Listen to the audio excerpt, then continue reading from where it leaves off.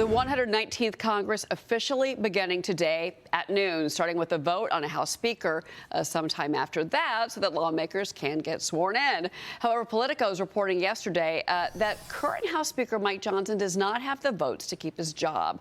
Johnson can only afford to lose one Republican vote, Kentucky Congressman Thomas Massie doubling down on his no vote. Nonetheless, Johnson still is positive about his chances of winning on the first round of voting, even telling Fox News that just a few moments ago on Capitol Hill. Now, Johnson met with members of the House Freedom Caucus Thursday who were reportedly seeking promises on spending cuts and assurances that all members will be involved in high-stakes negotiations. Still, some lawmakers are not ready to commit to a yes vote. Watch. Are you undecided right now? I will make a decision tomorrow. But we had a good meeting with the Speaker, discussed some things, I think. In a lot of things we agree. I'm undecided. What do you need to hear still? We're talking about that now. Can you be a little more specific? No, I'm just going to tell you, it's the normal things y'all report on. Fiscal discipline, securing the border, pass reconciliation, pass Tax Cuts and Jobs Act, pass the 19 other appropriation bills on time. Joining me now is Florida Congressman Greg Steube. He's a member of the House Ways and Means Committee and the Subcommittee on Weaponization of the Federal Government. He's also a U.S. Army veteran who served in Iraq. Congressman, I'm always thrilled to speak with you. I do want to ask you about some reporting that's in the Hill this morning.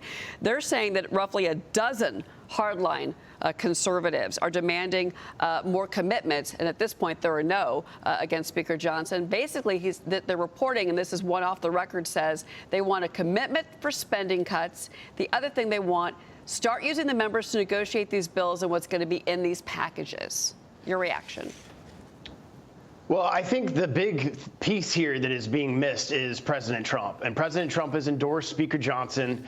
Look, I will be the first to tell you, and I've said this publicly on many occasions, I'm not happy with the way that Speaker Johnson handled the last year. I'm not happy with the way the CR worked out. At the end of this last year, I'm not happy that we voted on 5 other CRs with the Democrats.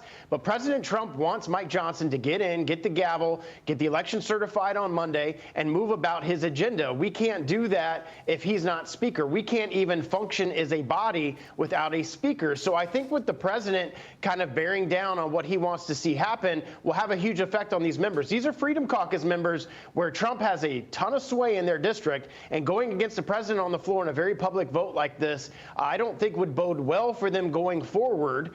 We want to move the agenda around. And the other piece of this is it only takes 9 members to move to vacate the chair once we pass the rules package. If President Trump isn't happy with the way that Speaker Johnson is handling himself, he will very quickly be removed. All that Trump would have to do is say that he's not happy with the way things are going. Well, you know, Congressman, we've had several lawmakers on the program over the last 2 weeks, and one congressman telling me that, you know, this is about some of these lawmakers, they want the attention. Maybe it's for fundraising. Maybe it's, you know, that those media hits that they get from voicing their opposition to Johnson's agenda, you know, that's more important to them than maybe coming together with the rest of the Republicans to make sure that the business of the American people gets done. And to your point, to certify the election on Monday, January 6th. Now, help us understand how this is all going to play out this afternoon, because is it possible this could be a second vote, a third vote, a fourth vote? How long could this go if you do have some that start to voice opposition to Johnson this afternoon?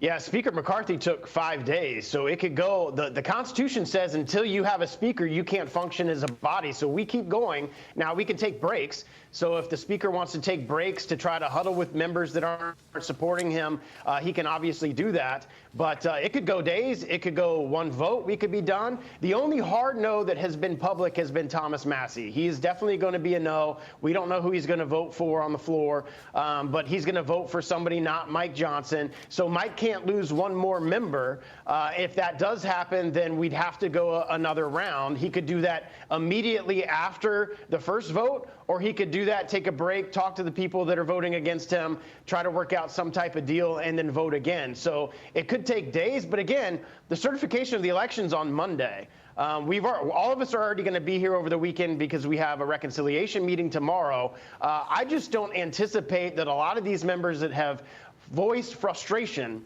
like I have against Johnson are going to go against President Trump when we have to get in, we have to get a speaker sat, we have to get the election certified on Monday so that we can start moving forward on President Trump's agenda. Okay, look, Fox News just caught up with Speaker Johnson at the Capitol. I want to play this really quick for our viewers.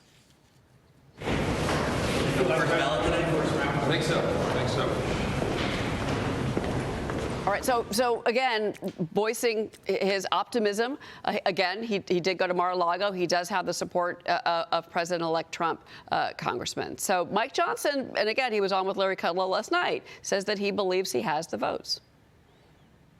Well, that'll be good to show the American people that we're all focused, we're on the same team, we're going to get this done, we're going to get the election certified on Monday, and we're going to start working on President Trump's agenda. We can do that next week as soon as the election results are certified, and that's done. We can start passing bills because we'll have a Republican House and a Republican Senate at that point, and we can start working on President Trump's agenda before he gets inaugurated on January 20th. All right, Congressman, before you go, I do want to ask you about the other major story we're following this morning. The FBI did brief members of the House Homeland Security Committee and Louisiana lawmakers yesterday on the New Orleans terror attack. The FBI reportedly told Congress the suspect Shamsud Din-Jabbar was not on the terror watch list prior to the attack. Separately, the FBI telling the New York Post there was nothing on their radar either, Congressman. Missouri Senator Josh Hawley wants FBI Director Chris Wray to testify on all of this. Your assessment of how the FBI, who took the lead in this investigation right away, has handled it thus far? Well, I haven't been happy with the FBI in the last 4 years under Joe Biden's administration. They're more focused on investigating school board parents and all of the things that they're focused on in January 6th instead of focusing on real criminals and terrorists in our country like what occurred. And what's really frustrating is the FBI first comes out and says this isn't a terrorist attack, and why are we using that nomenclature? And then they back that up and said, well, this is a terrorist attack. So I can't wait for President Trump to get in. We get a new FBI director in. This is why it's so instrumental that the Senate confirm all of Trump's picks right away so that we can get new leadership into the FBI. We can get a new, the higher echelons of the FBI. All of Biden's people can get kicked out, and the new FBI director can get Trump appointees in. You know, you were brave enough to, of course, serve your country, Congressman, and we thank you for that service. The suspect was an Army veteran, and you know, it seems that there was not necessarily things on the service record that really would have put them on anybody's radar. Of course, the digital dive is beginning now, Congressman. But you know, and then you also had that issue in Las Vegas with the Cybertruck explosion. Again, another Army veteran. I just want to get your quick reaction before we leave, sir.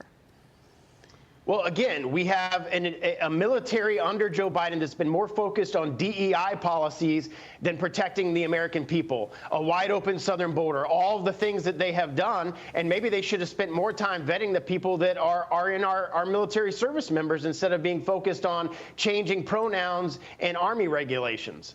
All right. Well, Congressman Greg Steube, we certainly look forward to the 119th Congress getting underway. Real quick, your first priority when things go.